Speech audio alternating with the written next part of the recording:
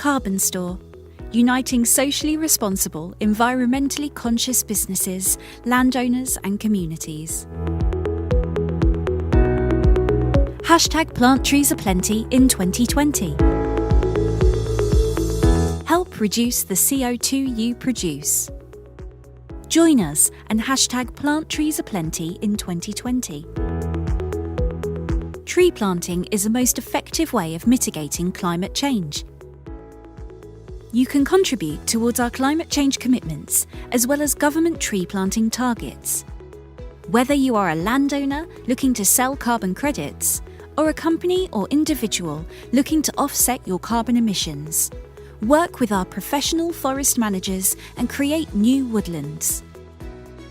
After all, timber is one of the most renewable and sustainable materials on the planet, and you could help create it.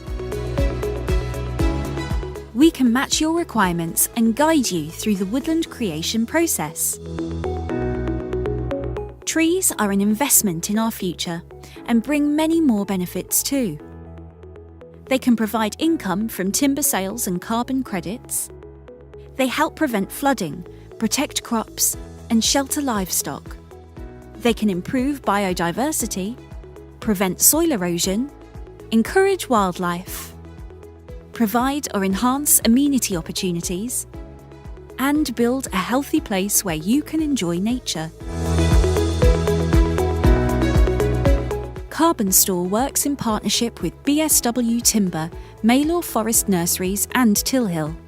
Together, we've planted 1 billion trees and counting, contributing to mitigating emissions by sequestering carbon. Maylor Forest Nurseries, the UK's most progressive commercial tree producer. Leaders in tree genetics research to improve our woodlands' resilience to climate change. Tilhill, established over 70 years ago, is a multi-award-winning company with the greatest number of chartered forest managers that work to the highest professional standards, with the knowledge to design, plant, protect, and maintain your future forest and woodland. From sowing the seed to creating and managing forests, to producing the timber end products. Quality from beginning to end, locking up carbon and creating a cleaner, greener environment.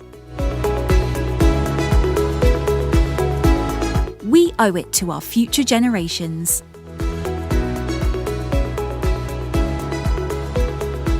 Contact CarbonStore to begin the journey to offset your carbon emissions.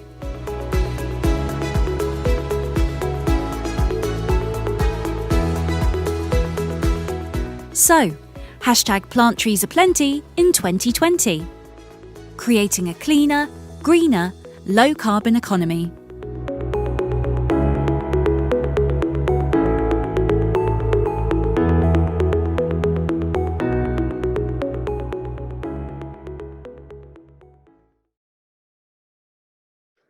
Good morning, everyone, and thank you for joining us and welcome to our webinar today, focusing on the extremely topical subject of carbon. Firstly, my introduction.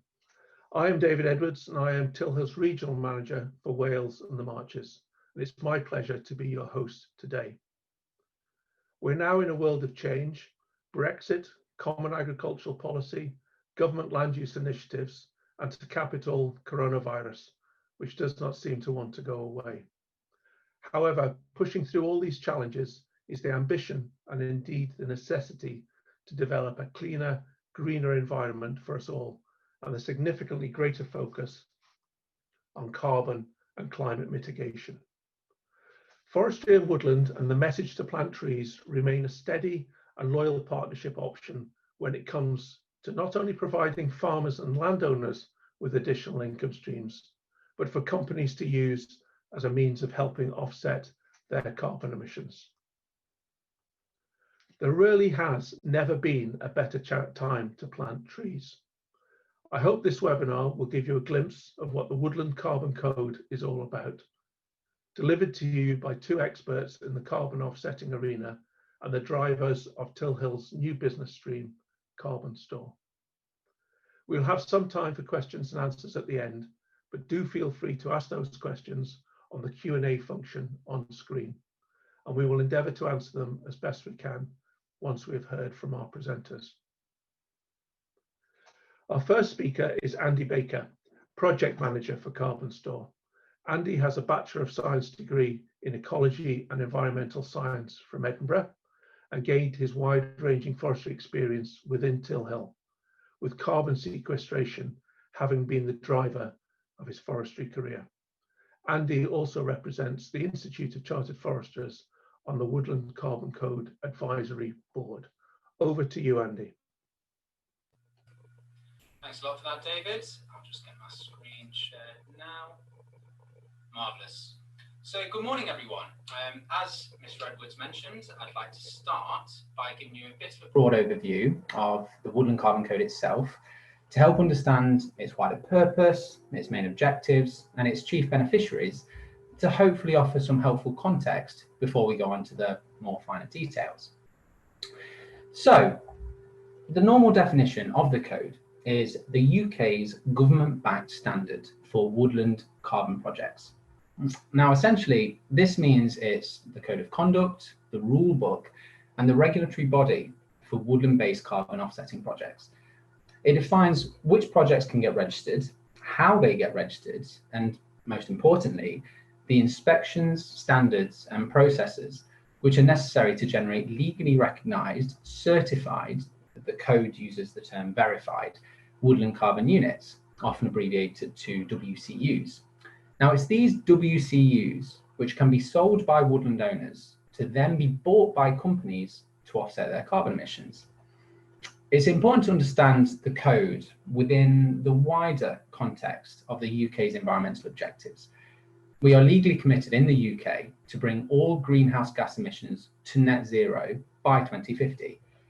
Now, although huge efforts are rightly underway to cut the volume of direct emissions in the factories and engines where they're generated, it's widely recognised that green technology unfortunately won't be advanced enough for them to be completely emission-free by 2050. As a result, carbon offsets will be necessary to counterbalance these remaining or residual emissions. Now, according to the Committee for Climate Change, woodland creation should play a vital role in neutralising those remaining emissions. Their report on land use policies for a net zero UK recommended planting 30,000 hectares every year until 2050, effectively raising the percentage of the UK's woodland cover from 12.8% now to about 17% by 2050.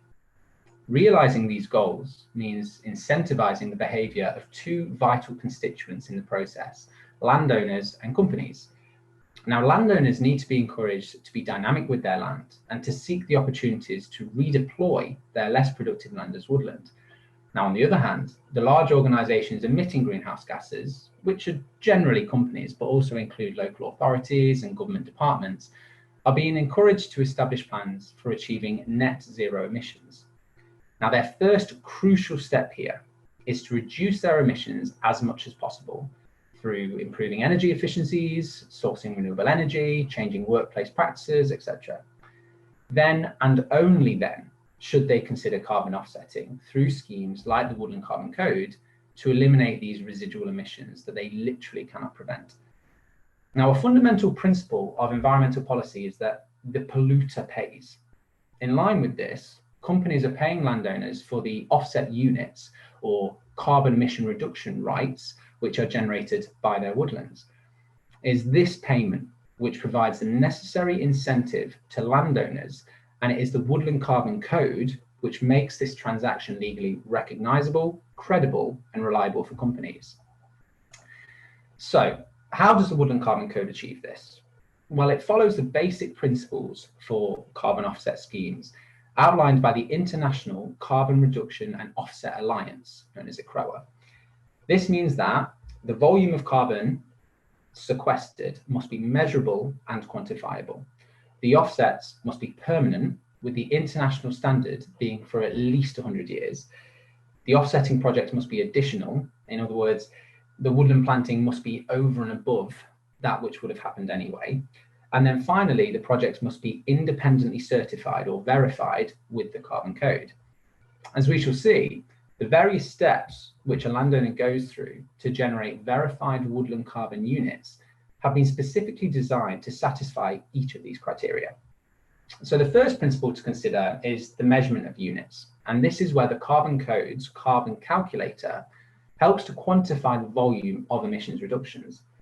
These are expressed as tons of carbon dioxide equivalent, with the equivalent reflecting other global warming gases, such as methane or nitrous oxide. Now, in practice, the calculator is a formulaic spreadsheet into which you can enter the specific facts and figures about your proposed planting scheme, its size, species choice, soil type, ground preparation technique, etc. Now, having inputted the data, the calculator, using assumptions developed by Forest Research, which is the Forestry Commission's research department, tells you the volume of carbon dioxide which the scheme is expected to sequester over its entire project length. Confusingly, this is termed PIUs to project and requires its own explanation. So a PIU stands for a pending issuance unit, and this is a precursor to a verified woodland carbon unit, or WCU. So it represents a promise that the trees which you have planted will, if they grow as predicted, sequester 1 ton of carbon dioxide equivalent.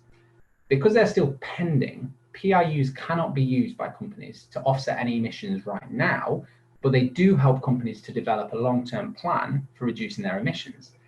As a result, once a newly planted project has been inspected and validated by a third-party auditor, and they've been listed in the IHS market registry, PIUs can be sold.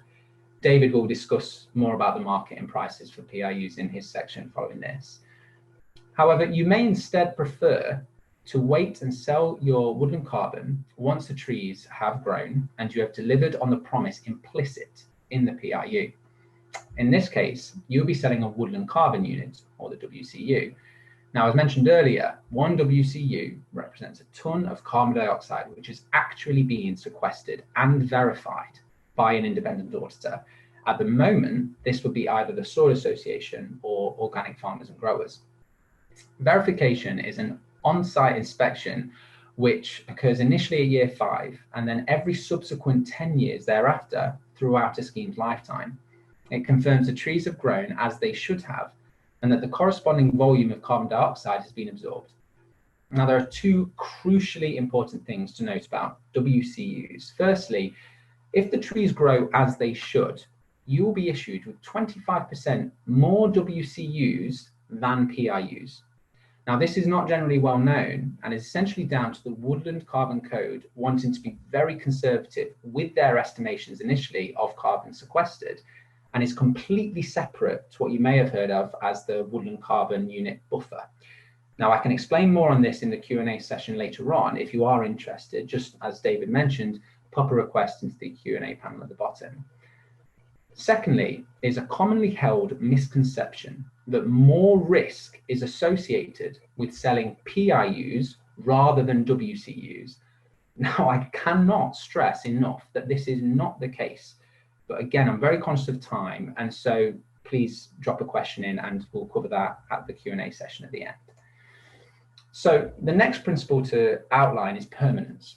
So when calculating the total number of PIUs to the project, as mentioned before, the code immediately takes away those 20% of units behind the scenes as their first precaution against the overassignment of units. This isn't shown in the carbon calculator itself, and to be fair, isn't fantastically well communicated. The second, but more well known, still very much misunderstood, is the WCU buffer. So after the first haircut of units, another 20% is automatically withdrawn from the scheme and held in a separate account known as the buffer, which is owned and managed by Scottish Forestry. Its purpose is to safeguard the code's claim that WCUs represent a permanent removal of carbon dioxide, for example, for at least 100 years. The reason for all of these precautions is down to the nature of natural capital. The health of trees, and by implication, the volume of carbon which they sequester, is susceptible to many risks, such as wind, fire, disease. And these risks present the threat that the ton of sequestered carbon, which is implicit in a WCU, is lost, or in the case of fire, literally goes up in smoke. This could render any claims of carbon neutrality made by the company which bought those WCUs obsolete. The first haircut and the following WCU buffer are methods of preventing this risk and upholding the company's claims of carbon neutrality. By holding a large pool of unclaimed WCUs, the code effectively has a substantial reserve which it can draw on if a verified woodland burns down and its accompanying WCUs are lost. As such, the buffer protects all claims that WCUs represent a permanent removal of carbon dioxide. So now moving on to principle 3, additionality, which I briefly mentioned earlier. The code requires that all registered projects prove, in the language of the code itself, that carbon sequestration is over and above that which would have happened anyway in the absence of a given project or activity. So in practice, this means that registered projects must pass 3 principal tests to demonstrate that they are additional.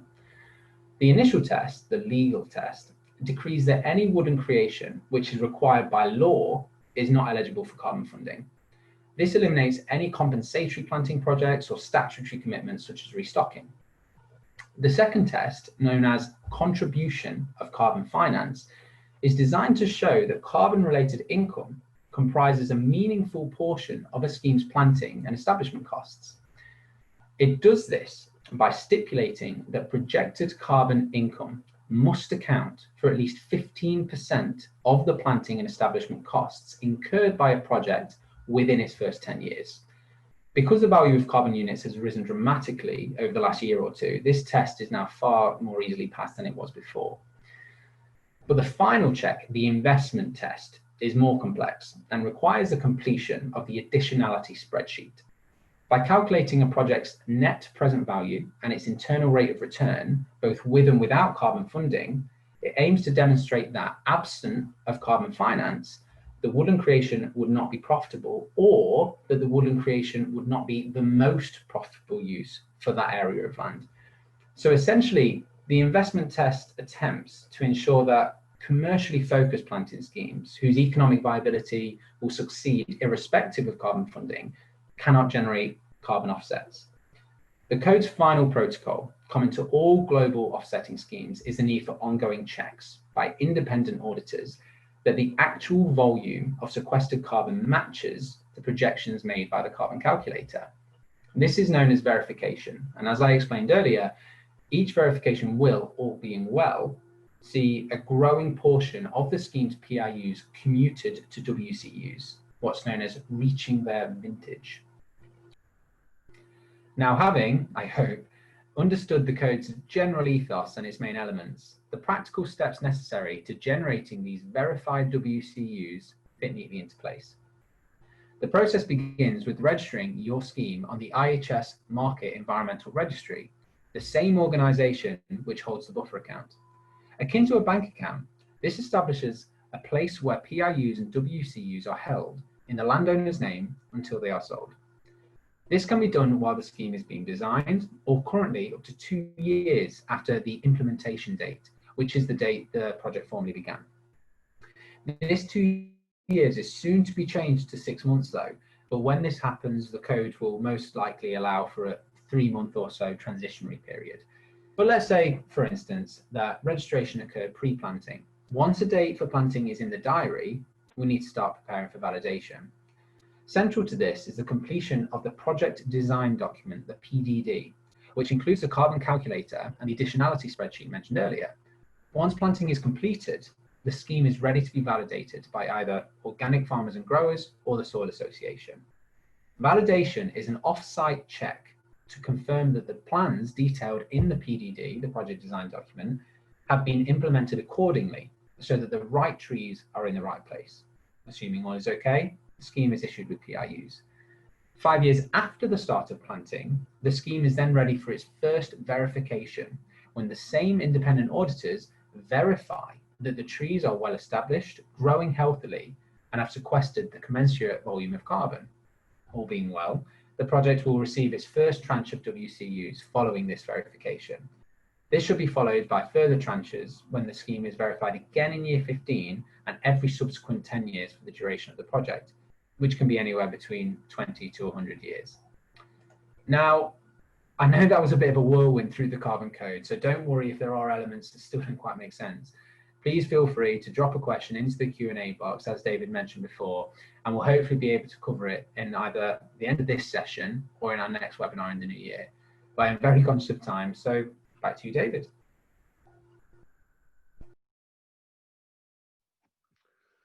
Thank you, Andy. We'll now hear from our second speaker, David McCulloch. David has a degree in accounting, finance and economics from Oxford Brookes, coupled with 18 years experience in the financial sector based in London and Tokyo. Initially as an equity salesman and latterly as a corporate analyst, opportunities within Till Hill and now CarbonStore have enabled David to return to his rural roots in southwest Scotland and lead our new carbon offsetting initiative, CarbonStore. So over to you, David. Great, thank you, David. I'll just get the slides up and I hope you can all see that. And good morning and thank you for listening in to our webinar this morning. And I'm going to start by giving some background to CarbonStore's inception, because as we researched the market for woodland carbon through late 2019 and early 2020, we were struck by the scope for improving its basic functioning. Until now, the principal method for landowners wanting to monetize the value of their woodland carbon has been to sell their PRUs through intermediaries. The limited range of options means that landowners sometimes lack negotiating power when agreeing prices for their PRUs. And we are also acutely aware that intermediaries' returns can be affected by the terms that they offer to landowners in the market. However, they perform a useful function. And so CarbonStore has worked very hard to design a service which provides both landowners and companies with more visibility on the value of the service which they're either buying or selling. In such a market, there is clearly a need for impartial and accurate advice. And finally, we wanted to offer a service which reflected all the different demands and needs of both landowners and companies in the woodland carbon market. And so we concentrated on three crucial areas. Firstly, we wanted to improve the level of price transparency surrounding both PRUs and WCUs.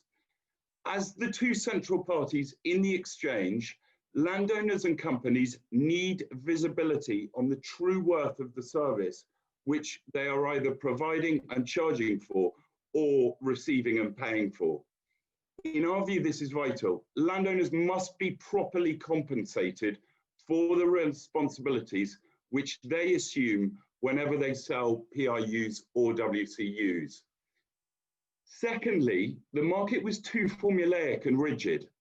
It couldn't adjust to those wide range of needs and demands from both landowners and companies in carbon-focused woodland creation. And some examples will help explain what I mean by that. Landowners want to be able to pick and choose when, in what volume, and to whom they sell their PRUs. Indeed, some might prefer to wait until their WCUs have been verified before entering the market. And similarly, companies want to participate in woodland carbon schemes in many different ways. Some want to buy off-the-shelf PRUs, which are attached to ready planted schemes, and others want to engage with projects at a much earlier stage in their development. And I'll explain more of that on the next page. And thirdly, as Andy's presentation illustrated, the details of the Woodland Carbon Code are complex and intricate. What is the risk profile of a PRU versus a WCU? How does the carbon calculator work? What happens if I sell the land of a registered scheme? Landowners need clear and straightforward guidance that limits the constraints associated with selling PRUs and WCUs while improving their rewards and ensuring they deliver on their commitments. So how does CarbonStore help you in practice? Working alongside Till Hill, we can help you at every step of the woodland carbon related creation process, right from its initial design through to selling the PIUs and the WCUs. At a simple level, we can register the scheme, we can complete the project design document, arrange the validation, and in time also prepare for the verification. But in practice, these services are just like any project developer and therefore relatively widespread. So CarbonStore's value lies in three further areas. Firstly, we specialize in the woodland carbon market. I've spent the last 9 months scrutinizing every part of the code, and Andy sits on its supervisory board. So we understand the code's complexities, we know its constraints, and we are fully equipped to provide competent, impartial advice to landowners, validating, verifying, and selling their PIUs and their WCUs. Secondly, we're a business division of Till Hill, and this link is valuable, especially now. It offers an introduction to the largest nationwide pool of forestry knowledge of any UK organisation. It ensures supplies of Mailer Forest Nursery's young trees. And finally, it provides access to industry-leading standards of woodland creation and management. In an industry where capacity utilisation rates are already high and rising, despite us planting less than 50% of our annual 30,000 hectare target that Andy mentioned earlier, CarbonStore provides a valuable entry to an increasingly scarce and important resource, namely the knowledge and skills needed for woodland creation, which Till Hill offers. Finally, we provide an open, transparent platform for anyone wishing to sell PIUs and WCUs to companies.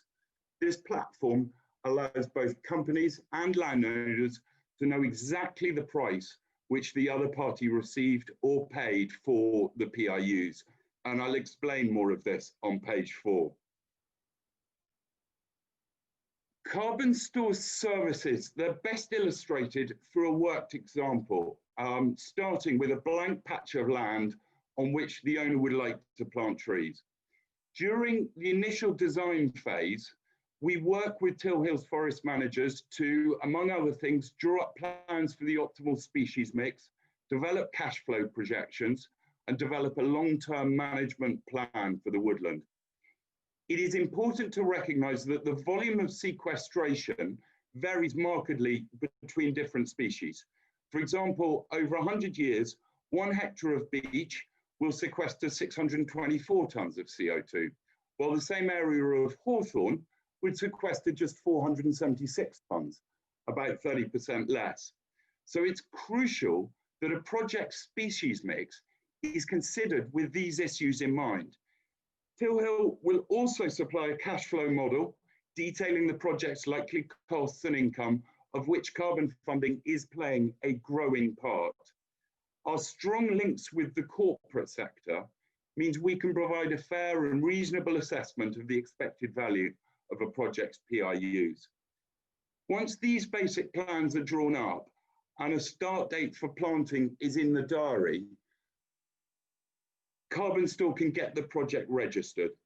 As I mentioned earlier, this is a straightforward process requiring basic details about the project's location, its management plan, its duration, and its predicted sequestration volume. Depending on the landowner's wishes, CarbonStore could seek carbon funding for the project even at this early stage. For the landowner, this would involve a commitment to sell some or all of the project's carbon units to a company, which would then also commit to buying those units. For both parties, it could offer benefits, potentially reducing the financial risks for the landowner while guaranteeing access to PIUs and also ensuring early stage engagement in a scheme for a company. With the planting date approaching, the scheme needs to prepare for validation, and this involves completing the project design document, which Angie mentioned earlier. and which also includes finalising both the carbon calculator and the additionality spreadsheet. Again, this entails some important decisions for which the landowner needs impartial advice. Do you want to be part of a group scheme which will reduce your validation and verification costs? What is the scheme's duration? This is a particularly pertinent point because, as Andy alluded to earlier, the balance between rewards and responsibilities associated with the code is illustrated by the following example. That previously discussed hectare of hawthorn will actually sequester 80% of its 476 tonnes within the first 45 years of the scheme. So it would be more prudent to commit your land for 50 years as opposed to the full 100 years.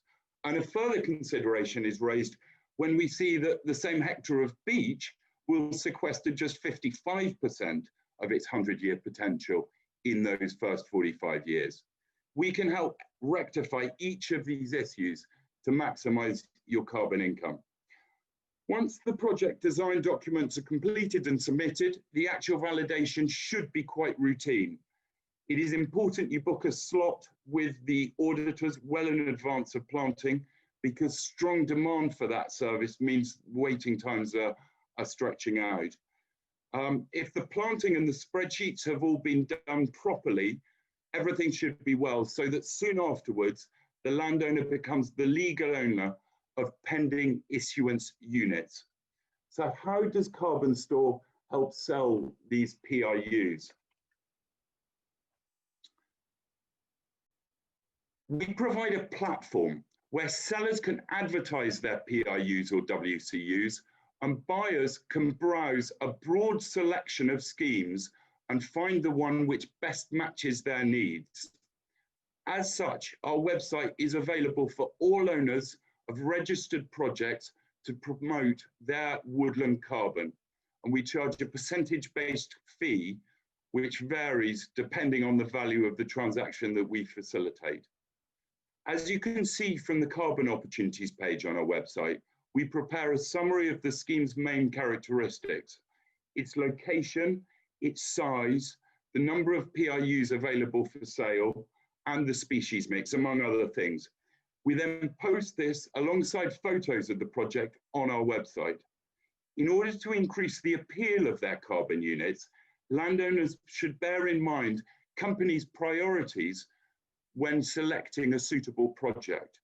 Some, such as their size and their location, are outside the landowner's control. But other factors, such as the level of access rights, the species mix, the ecological benefits, those can all be influenced by the landowner. Indeed, by helping companies to fulfill their wider social and environmental responsibilities, these issues can not only increase significantly the attraction of a project, they can also help others appreciate, learn from, and enjoy the countryside's woodland and wildlife. And as such, they are important considerations. Once a corporate shows interest in buying the units from a scheme, we will help the two parties reach an agreement. So the company has the necessary level of access, signage, and possibly photography rights, while the landowner retains the levels of privacy that they wish.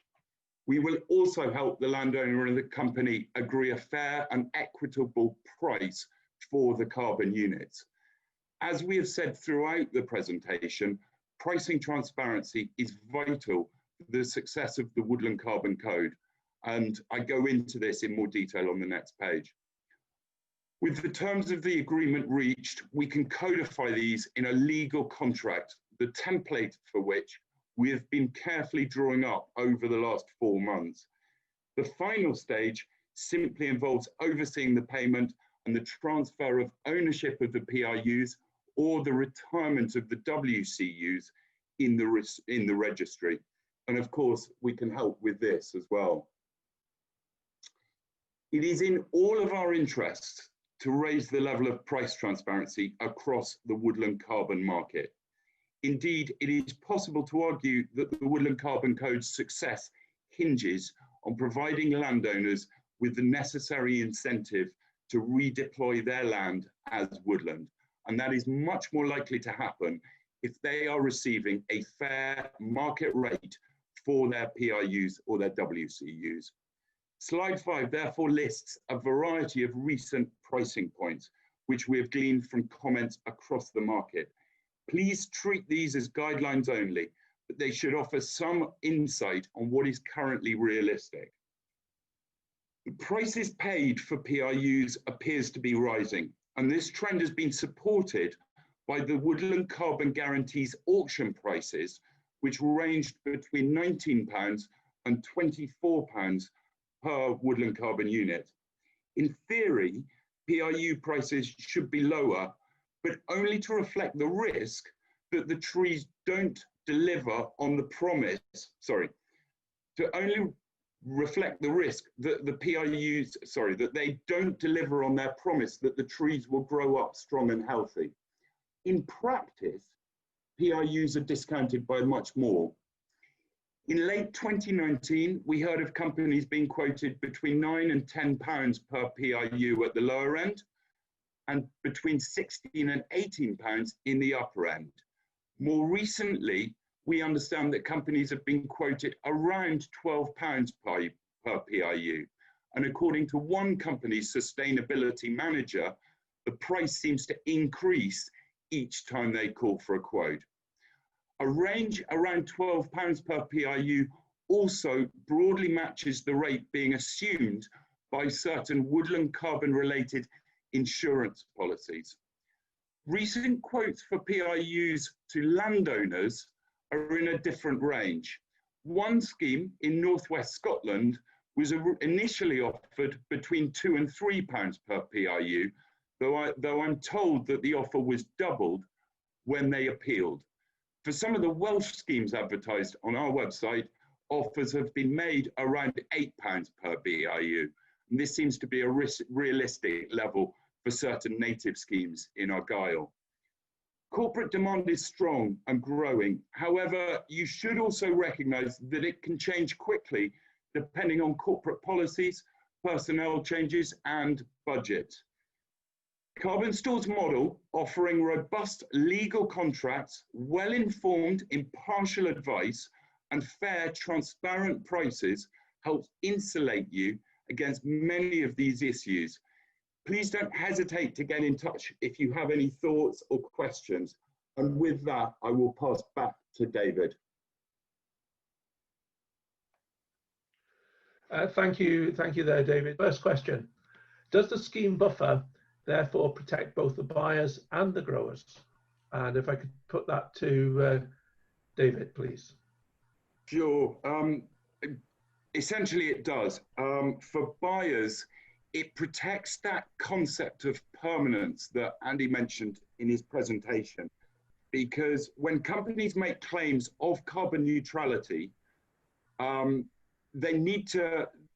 claims need to have credibility. And if something were to happen to that woodland and there was nothing backing up, the Woodland Carbon Code had nothing to back up the risk that verified carbon units were damaged and lost, then the corporate's claims of carbon neutrality would be slightly hollow. So the buffer does provide protection to the company. Secondly, to the grower, it also offers protection, because in the case where woodland is damaged, and let's say sort of 10% of your woodland is impacted by wind blow, then sort of because you've already contributed 20% of that woodland to the buffer, sufficient reserves lie within the buffer for you not to have to repay any WCUs to the buffer. It simply uses what you've just provided. So I hope that's clear. Have you got anything to add, Andy? Yeah, just that first haircut that I mentioned as well helps to protect the grower. So if they're taking that 20% initially, you're going to be assigned 25% at each verification every 10 years. they don't assign that to you until it is there, and so you can't sell it until it gets to that point. So if there was a catastrophe in year 13, well, they wouldn't give you that 25% bonus. So you're more protected as a grower from that perspective as well. Okay, thank you, gentlemen. Next one from Ben Scotting. I don't really understand the definition of permanence. A tree that dies and falls over after 100 years is returning carbon to the atmosphere. But we have crock barns which have locked up carbon for 800 years. Andy? It's a good question, actually, and it's touching on the subject of embedded carbon in the timber, and also material substitution from steel or from concrete if you were to have made your barn out of steel. So the Woodland Carbon Code itself only considers carbon that is stored within the woodland gate. And so it is something that they're considering and changing in the future to say, well, if you are to harvest timber in a sustainable forestry setting, then surely that timber is embedding carbon, and that is used in buildings like your barns and that sort of thing. So at the moment, it doesn't account for that. And as you say, it is a bit of a contentious one at the minute, but there is potential for that to change in the future. Okay, thanks, Andy. Here's another one for you that probably needs a bit of explanation. But if the WCUs are based on existing woodland, i.e. trees that have already sequestered carbon, how are they relevant for companies wishing to offset? Because the carbon's already been absorbed, so there's no additionality. Again, it's really pertinent. So those schemes will only have been planted based on cash flows they designed with the anticipation for carbon funding in the future. So that is the argument for that additionality. If I was to plant a woodland now, I would be looking as a landowner thinking, right, in 5 years' time, if I know that I've got a cash flow coming in, because most woodlands, well, especially commercial woodlands, won't be getting any revenue in until year 20 or so from a thinning. And so it's quite a long gap without any funding. So carbon finance can provide that. And so that is where the argument for additionality comes in. We've planted with the anticipation for carbon funding to come, and that's why they're paying for validation and verification at those stages. Okay, here's another one on additionality then. If the additionality rule is that carbon sale is key to economic viability, does that mean that landowners can't use the land for anything else alongside the growing of trees, for example, paid for recreational uses of the woodland? Andy, can you carry on with that one? Yeah, just to flow on. So absolutely, you can do anything, you can do recreational activities, glamping, or whatever you'd like, include it in your cash flow. So I mentioned the additionality spreadsheet earlier on. If you know you're going to be getting ecotourism from that woodland creation, include the predicted, I know it's very difficult, particularly with COVID, but try to predict what that likely income would be in the future. And it also touched on the fact that the stacking of multiple benefits, because you've mentioned recreational activities, but there are net biodiversity gain. You can generate biodiversity units on a woodland. That's absolutely fine. And you can stack carbon, biodiversity, if it still passes additionality. Okay, one for you, David. Would it be possible for a buyer to source their PRUs or the WCUs from a specific location within a specific country? Yes, in a nutshell. What we've tried to do is maximize the choice and range of options through our website. And that's definitely helped by the fact that Till Hill is a nationwide company. So we have, our reach is right across the UK. I mean, I hope you can already see it coming through on the Carbon Opportunities page on our website.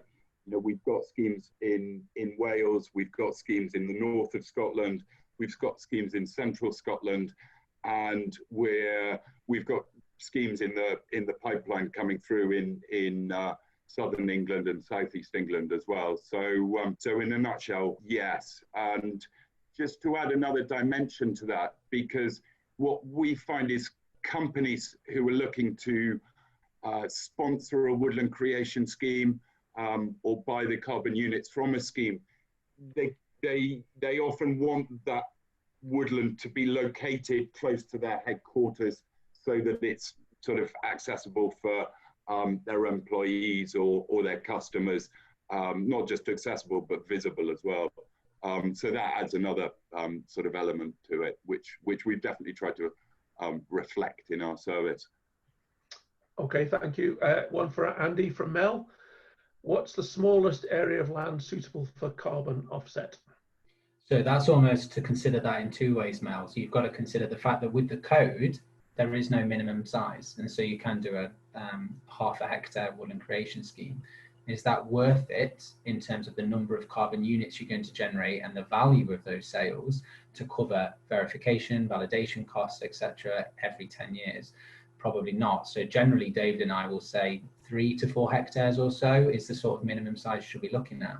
But you shouldn't underestimate the fact that you can group schemes together. So if you were to have a half hectare scheme, that might be absolutely fine because you can group up to 50 hectares of small schemes together.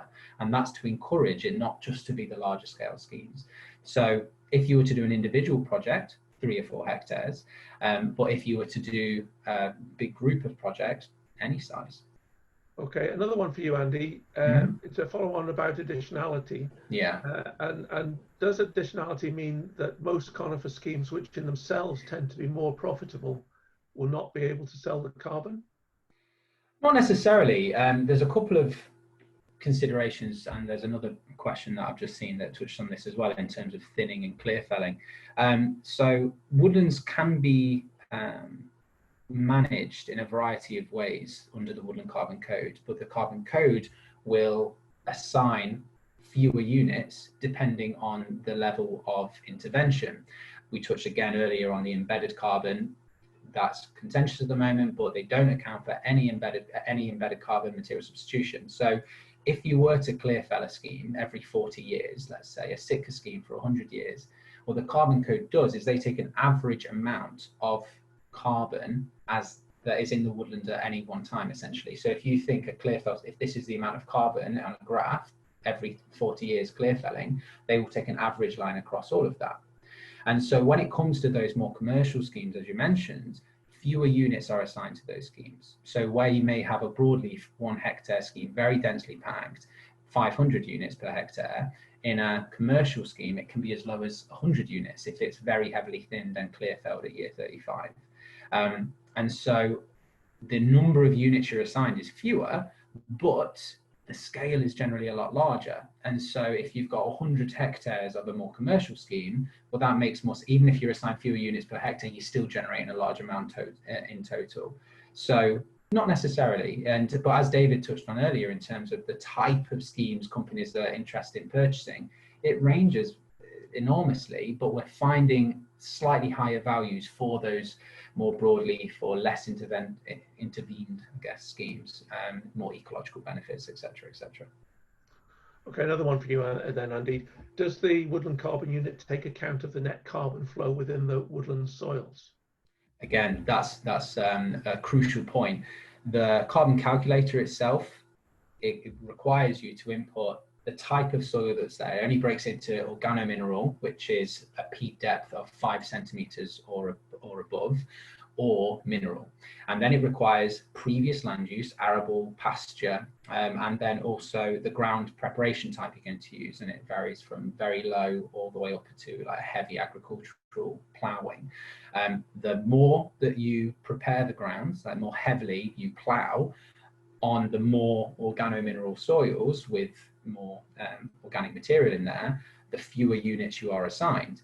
However, you've got to balance that out if you are looking particularly at a commercial scheme, not always, but as a general rule, I think it's fair to say, the more intervention, the more ground preparation you do, logically, the better the trees will be able to grow and the more carbon they'll be able to sequester throughout their lifetime. So it is a bit of a balance. You're wanting to prep the trees properly for timber production later on, whilst not hindering yourself by assigning yourself far fewer units. Okay, one for David. Why is there such a difference between England and the rest of Britain in terms of prices for PIUs and WCUs? I mean, there's two immediate answers that come to mind on that one. Firstly is the impact that the Woodland Carbon Guarantee auction had, and that was only carried out in England. As I mentioned, it was prices between £19 and £24. So that's possibly one factor. But another is the accessibility to the woodland and the natural capital surrounding it and the visibility of it. You know, you compare that to sort of a remote scheme in the north of Scotland versus, you know, an area of woodland sort of on the outskirts of Chester or something like that. You know, for a company sort of sponsoring each of those schemes, it's going to just get much, much higher levels of visibility when it's closer to a larger area of population. And to put that into context, I mean, I think average population density in southeast England is something like 4,500 people per kilometre. In northern Scotland, no, in Scotland, right across Scotland, it's 67. So it's visibility is a really key factor. Okay, thanks. One for Andy. Does CarbonStore put a CarbonStore or the Carbon Code, I suppose, put a valuation on ecological benefits? This again a good question. So the ecological benefits, as David's described, will drive up the price of the carbon units that a company will want to pay for. One carbon unit isn't the same as another, as David's just said. Up in the north of Scotland, less ecologically driven and no flood prevention benefits and all of those sort of things make it less valuable. And so if you are a company looking for a very specific, you want it to be better for a specific type of bird, or you want it to make sure it's got huge amounts of social access or something like that, then the price is naturally going to be driven up because more companies are going to be looking for that sort of thing. So the Carbon Code, or us at CarbonStore, we don't put any value on those ecological benefits. Companies do, and they're the ones driving the market. And so when they go to approach a landowner and say, we want to buy your carbon units, they want to know what am I getting for those units. Okay, another one for you, Andy, from Steve Connolly. Mm-hmm. With the currently buoyant timber market, would a predominantly commercial planting scheme be likely to pass the additionality test? In a word, yes, I think it's fair to say. And the main reason I say that is because of the inherent risks in forestry generally. I've already touched on natural risks such as fire and wind and pests and diseases. Climate change is only driving that further. And so when you're putting that initial cash flow forwards, you're talking about a current timber market that's quite buoyant. It doesn't matter what the buoyancy of the market is now, you're looking at 20, 40 years in the future. And so it's being quite conservative with what you expect to generate in terms of timber income. That being said, there's a limit. If your scheme is going to be head and shoulders above any other schemes in terms of profitability, then no, it probably isn't. But it's always worth checking, at least. Okay, here's quite an interesting one for you, David, from Peter Comley, and he's worried about woodland carbon units and whether the scheme will even exist in 30, 50, or let alone 100 years' time. And given the change of politics, he says it's difficult that it will still exist in that time frame. On that basis, is it not better to sell units now? I mean, to answer the issue on whether you're selling PRUs or WCUs, you know, that is very much a choice for the individual landowner, and certainly I've heard arguments on both sides. There's no doubt that owners or landowners who have sold their PRUs, you know, sort of a year, 2 years ago, have missed out hugely by the recent increase in prices, and that is definitely an issue that I'm hearing talked about. And there's a general belief that prices might increase further. There is, as I say, some recognition that needs to be given between balancing the responsibilities that you always undertake when you sell a PRU, or for that matter, a WCU as well. But it's a case-by-case situation. Okay, thanks, David. Andy, I think you've probably already answered this one, so if you could just be very, very brief, please. If the carbon sequestration must be permanent, does this mean you can't extract wood fuel, e.g. firewood and chip, from a woodland that's registered under the Woodland Carbon Code? Yes, you can, and you'll just be assigned fewer units. Sorry, say again? Yes, you can, and you will be just assigned fewer units on that initial calculation. Okay, that's great. Thank you for that. One from Mike Perks for David. If an average price for PRU is £8, what is the average price for a WCU, taking discounting into account, which returns best on investment? Because a WCU can obviously take longer to deliver. Yeah, I mean, Mike, it all depends what discount rate you're using. You know, at the moment, what are you getting on your savings account? About 0.81% or something like that. I mean, I was doing this calculation with a client the other day, and he was using about 3%. So, of course, the taking the money now makes good sense. You know, in some cases, interest rates are negative. So, you know, again, this choice of whether you sell a PRU or a WCU is very much up to the landowner. Okay, thanks, David. Additionality is coming back again, and maybe this is a topic that we could take forward to the next webinar in January. Sure. But Peter Comley's asking if you can talk more about additionality in terms of if I plant new trees on grade 3 farmland that's currently used for grazing, would that be acceptable? David, do you want to have a go at that? In essence, using grade 3 farmland, your opportunity cost would be relatively higher because you're foregoing the use of that decent grade farmland in order to plant trees.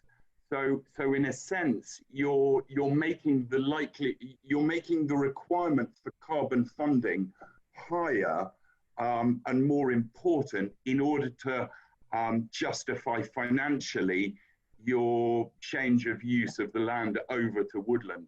So yes, in a nutshell, it would be acceptable. Okay, one for Andy. Can you explain the role of native woodlands and natural regeneration in woodland WCUs?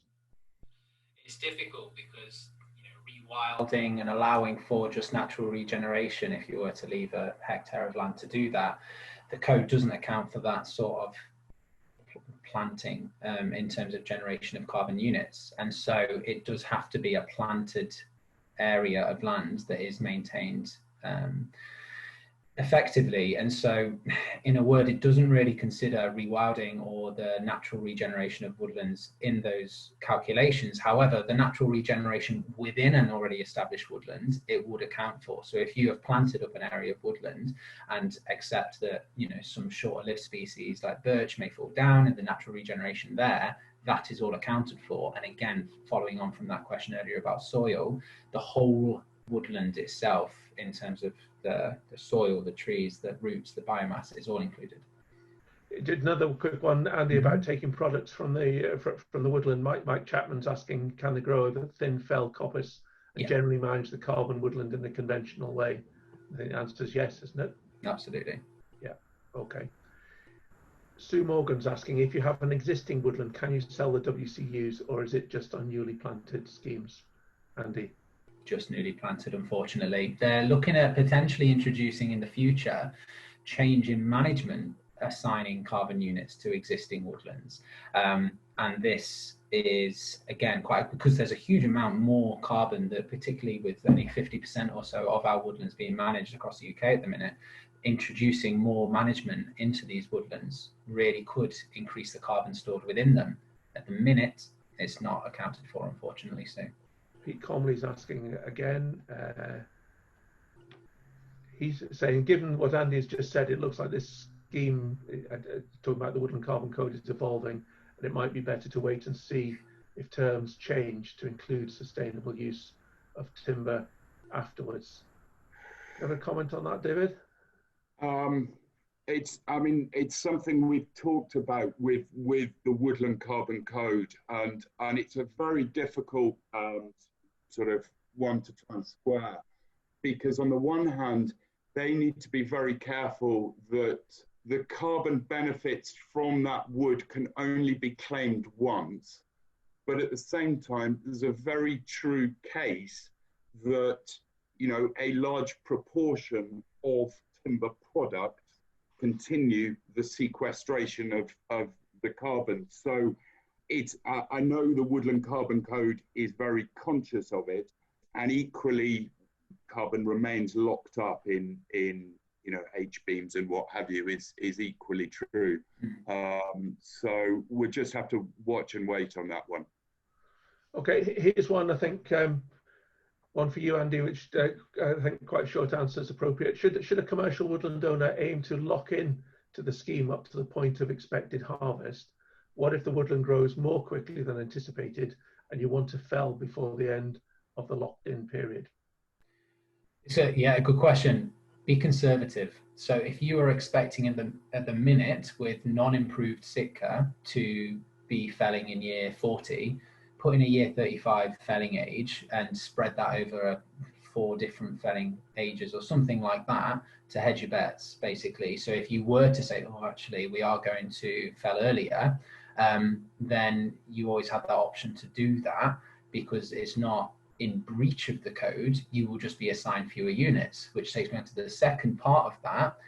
Don't sell all of your units. If you know that that is a risk, then hold some back, so that if you said, look, actually, we are wanting to fell this woodland 5 years earlier than expected, then you can do that, and they'll just not assign you as many units at that next verification.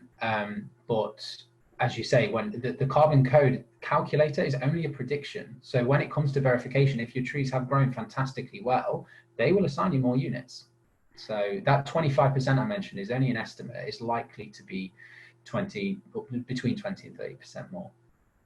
Right, here's one for you, David. It's quite a complicated question, and it might be one that we need to go back to Donald Whelan with an answer longer term. But do you ever foresee a time when it might be more financially advantageous to retain a tree crop for a longer rotation or manage under CCF and secure appropriate WCUs and the revenue they generate, rather than fell it for the timber sale value at an earlier time? Yeah, I mean, this is, and we were slightly touching on this, sort of what's your purpose for growing the trees? And PRU and WCU prices go up a lot, then the whole sort of motivation for planting trees is going to change quite dramatically. And so the whole design of woodlands and the long-term plans are going to change. The Woodland Carbon Code itself is going to need to be conscious of the potential influence it can have on the nature of and the design of those woodland schemes. So yeah, I mean, Donald, you're touching on a really interesting point, and to be honest, it comes down to timber prices and carbon prices and what the two do respectively. And just following on from that, David, people have often obviously spoken about carbon prices in the future, and there's a big expectation that they're going to launch forwards. There's a lot of different factors at play in terms of if the government targets are hit at 30,000 hectares per year, there's going to be a huge increase in supply of units, which is obviously going to drive the price down, or likely to drive the price down. If you were to look at the evolving carbon capture technologies, if Elon Musk was to develop something that actually made natural capital relatively obsolete, again, drive that price down. But the carbon neutral targets by companies and local authorities are going to massively drive up demand. So it's very difficult to know. So just assuming prices will go up may not be the best way to do it. And so it is, again, be quite conservative in your cash flows. Here's another one on additionality, Andy, that I think you can answer quite quickly. And Peter Knox is saying his understanding of the additionality rule is any commercially viable woodland is not suitable under the Woodland Carbon Code. Please, could you confirm? Absolutely. If it is already commercially viable, then no, it won't be it won't be able to be registered under the Carbon Code. But if you consider that the timber prices may change, if you're looking in the future, it depends on your discount rate. There's a lot of different factors that can affect whether it would be fully commercially viable or not.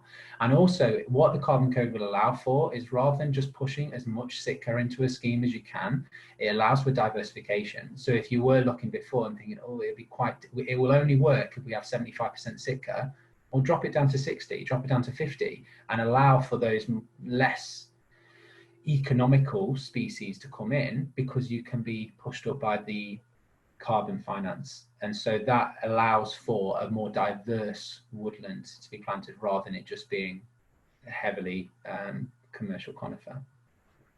Okay, here's one for you, David, from Bridget Heath, and saying that you mentioned there is a percentage charge for CarbonStore platform as a means of selling units, but how much does the landowner have to pay overall for the full service from beginning to end? Yeah, the service of CarbonStore, yeah.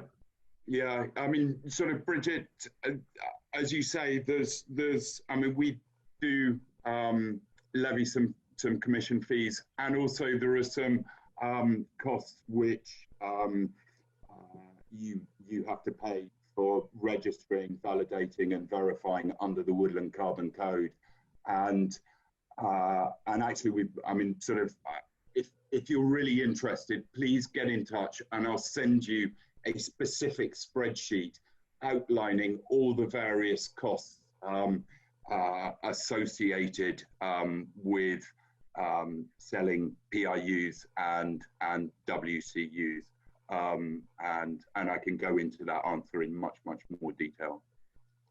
To reinforce that, sorry, as well, Mr. Edwards, just to say that, as I mentioned before, the grouping of schemes, again, is what can really drive the price down.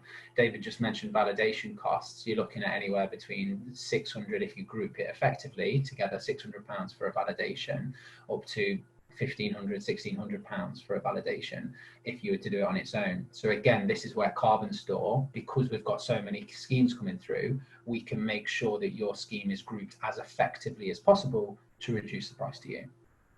Right, another one for you, Andy. Tammy Dallaston, she's asking what she calls a really simple question.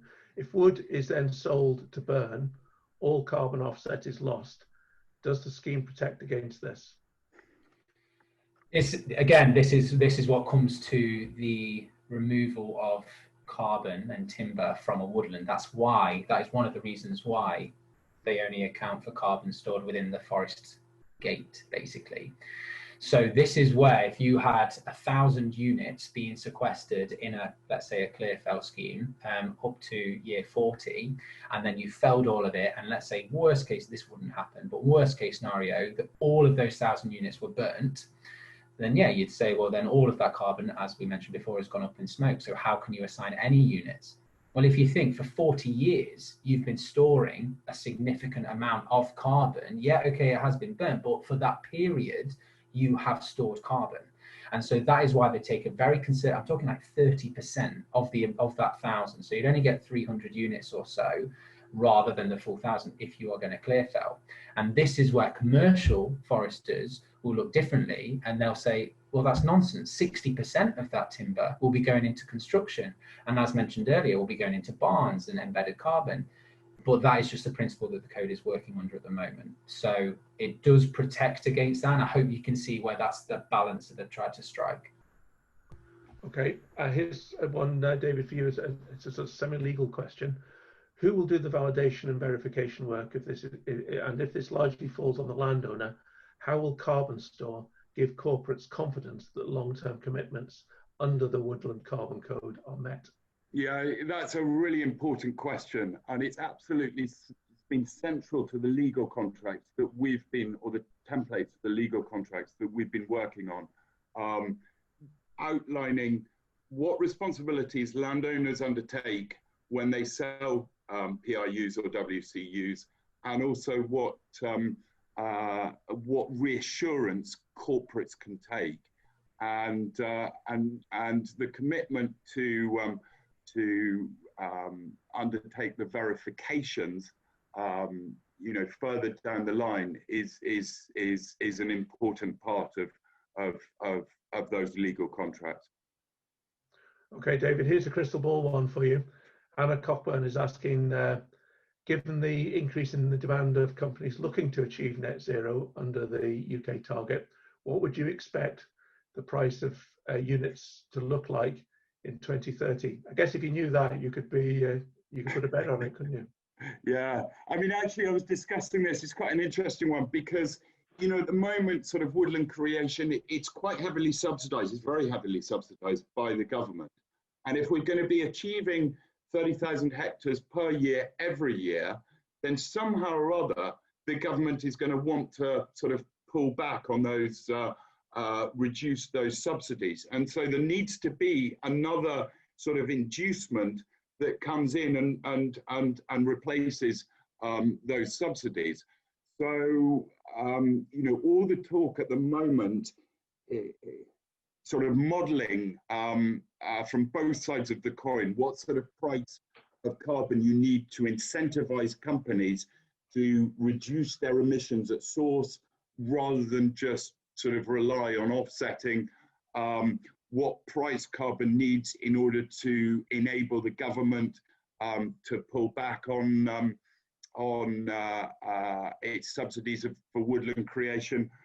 Prices are being talked about sort of £60 or higher, but we are not financial advisors, and as David said, it's crystal ball gazing. So so that's a view, but it's only one of many.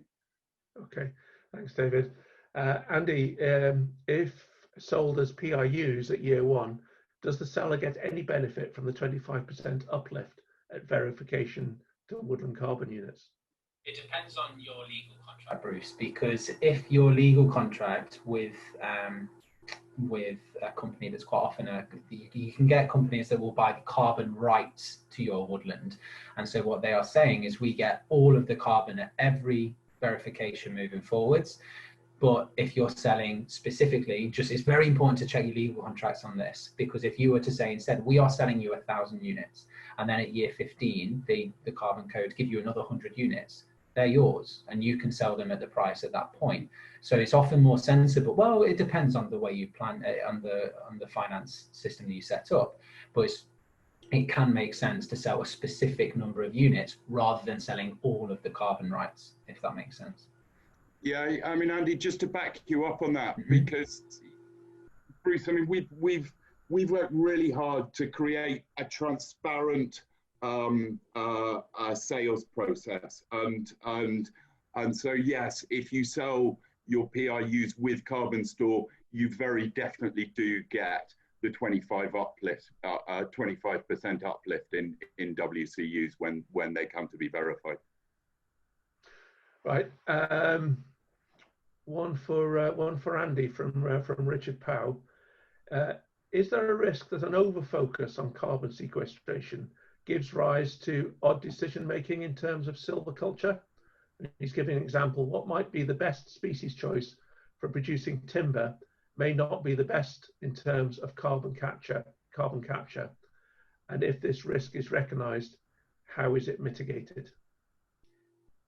Excellent question. And yes, there is a major risk of that we're going to have woodlands of hugely overly dense mixed broadleaves that are specifically chosen just for carbon, but may actually not be silviculturally best, that sort of thing. So first of all, the main mitigation is that the Woodland Carbon Code calculator insists you look at ESC, the Ecological Site Classification tool from the Forestry Commission. So you are trying to focus on the species that are suitable for the location that you're in. So it doesn't encourage just this tree is good for carbon, let's plant it everywhere. And then secondly, this is a bit of a campaign I'm pushing forward in terms of making the correct silvicultural decisions be reflected in the carbon units assigned more pronounced, I guess. And so rather than saying, as I say, very densely packed and unmanaged entirely, because if you thin, then you're removing carbon from the woodland, it should be assigned more units because it's silviculturally sound.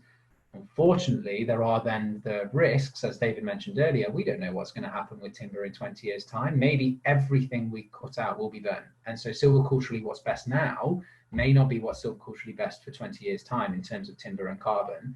And so it's a very difficult one for the code to try and balance. And they're under a lot of pressure from a lot of different angles, really, to try and accommodate that. So the main mitigation is trying to get the right tree in the right place, really. David, here's another one of these questions that I don't think you'll be able to give a specific answer for, but what is the expected return after all costs for a potential landlord? Yeah, and I was just thinking, it's I mean, to give you a very, very rough ballpark figure, you can look at approximately, very roughly speaking, 400 WCUs per hectare, 350 PIUs per hectare on once they've been validated. So let's just take WCUs. You work on a basic figure of 400 over the lifetime of the scheme, and let's assume £20 per WC and per WCU, and that's all being very conservative, and you're looking at potential carbon income of approximately £8,000 per hectare, and sort of the expected return, it's difficult to know what your input costs are. So slightly how long is a piece of string in terms of returns, but those are the absolute sort of returns you could expect, Jane. Right. This is maybe another one for you, David, and from Harry Wilson, and he's asking, what proportion of the market, i.e. purchasers, is voluntary and therefore selective, and how is this expected to change, and will PIUs and WCUs become more of a level commodity?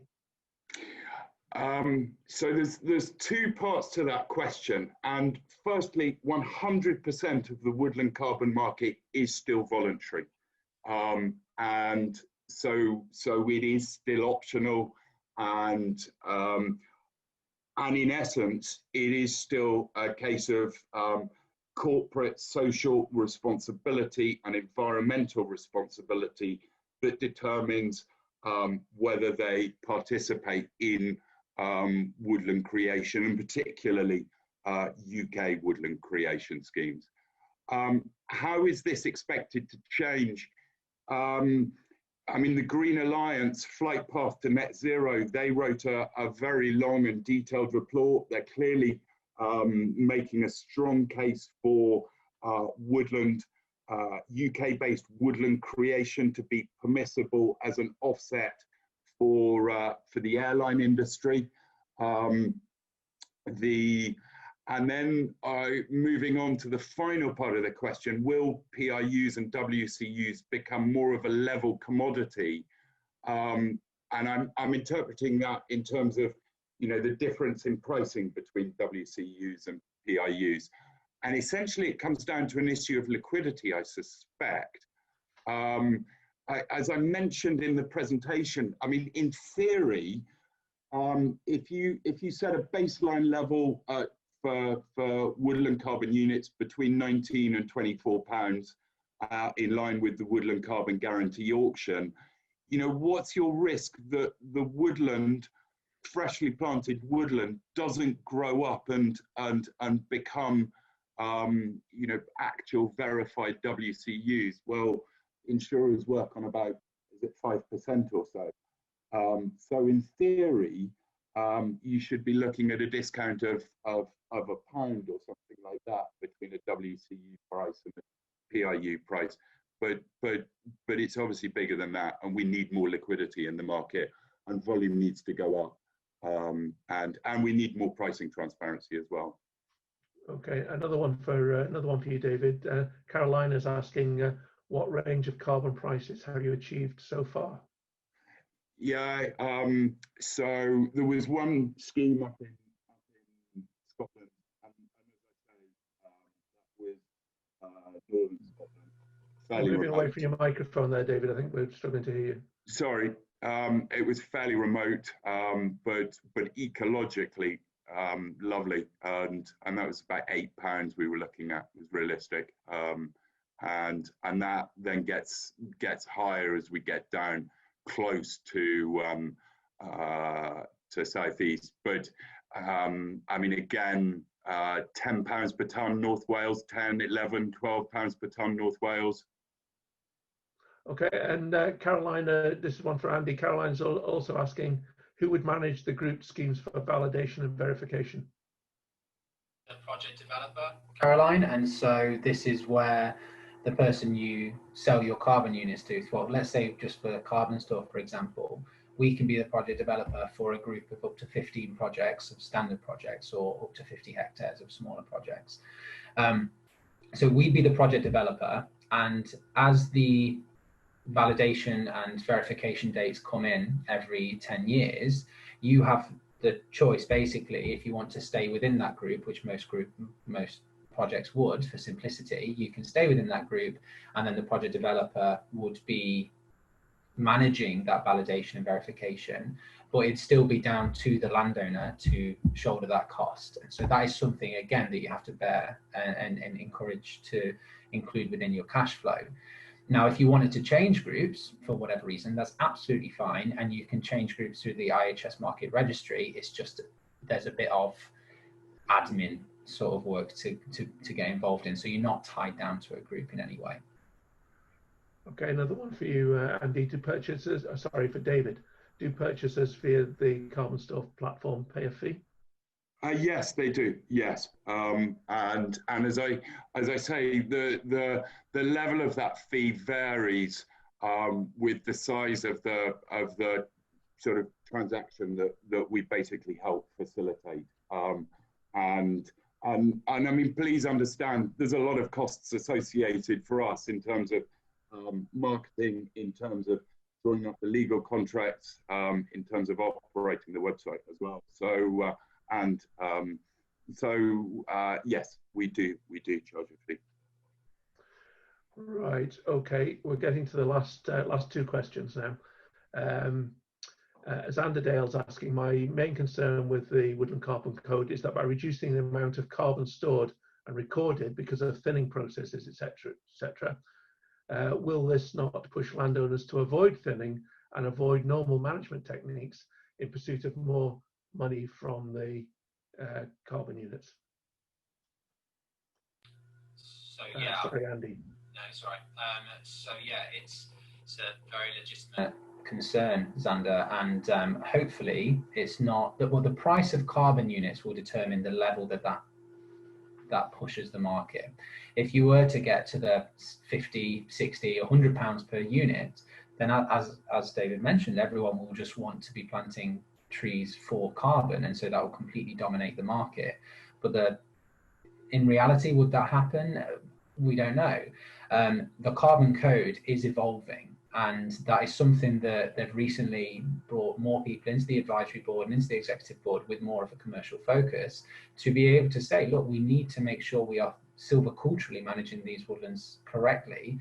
The carbon code calculator as well has some of these sort of factors included within it, and the carbon code board will question you on those sort of decisions that you're making to say, is that the best use of the woodland, and is that the best way to manage it? So there is a risk that will happen, but again, the carbon code is almost doing the best it can at the minute, and there are limitations with it for now, but they are hopefully being worked through, and the members of the code seem to be very much, in terms of the executive board, very much doing it for the right reasons. They're really pushing to try and make this robust and permanent and silviculturally sound.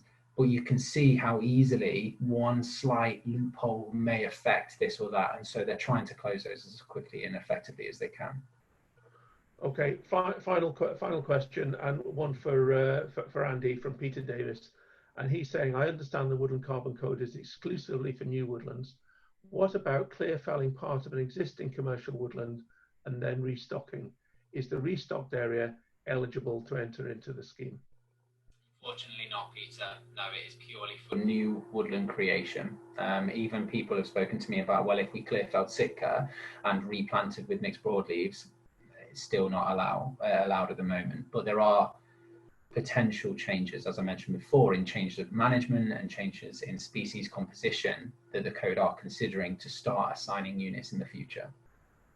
Okay, thanks very much. If anybody, if I've skipped over any questions, then I do apologise, but we are running out of time.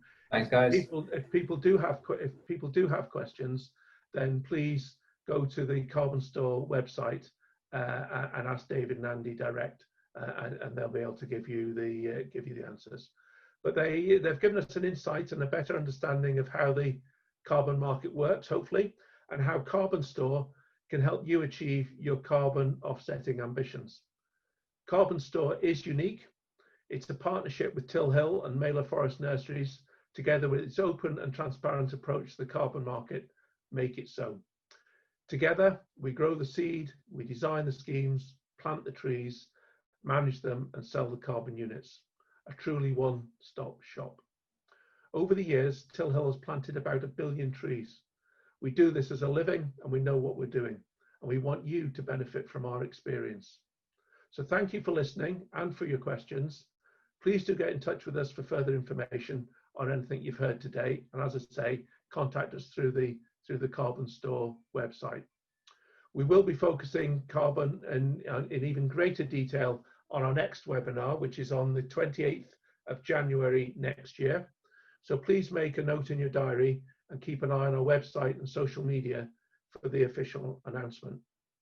We will look forward to welcoming you once again on that date. We will finish now with a short video, but I will sign off and say stay safe and goodbye. Thank you very much. CarbonStore, uniting socially responsible, environmentally conscious businesses, landowners and communities.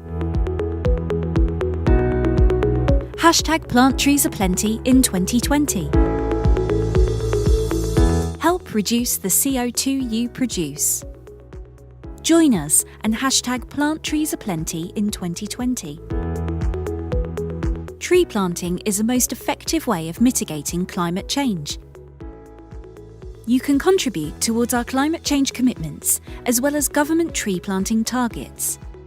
Whether you are a landowner looking to sell carbon credits or a company or individual looking to offset your carbon emissions, work with our professional forest managers and create new woodlands. After all, timber is one of the most renewable and sustainable materials on the planet, and you could help create it. We can match your requirements and guide you through the woodland creation process.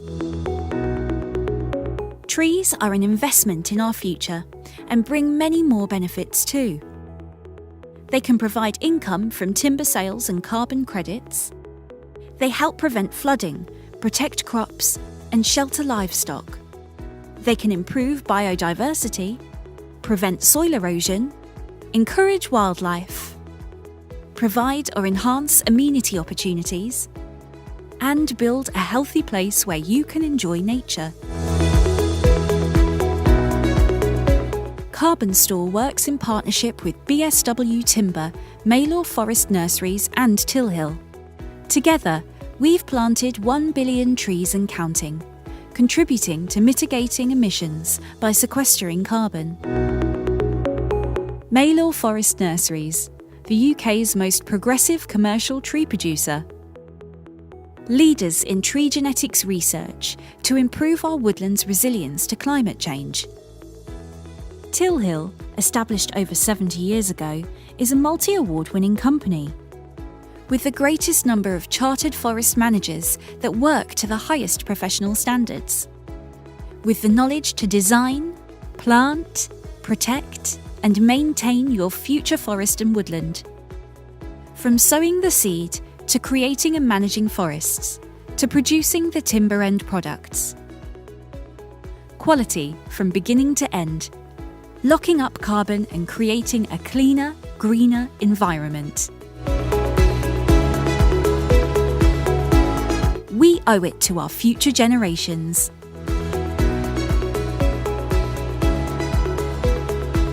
Contact CarbonStore to begin the journey to offset your carbon emissions.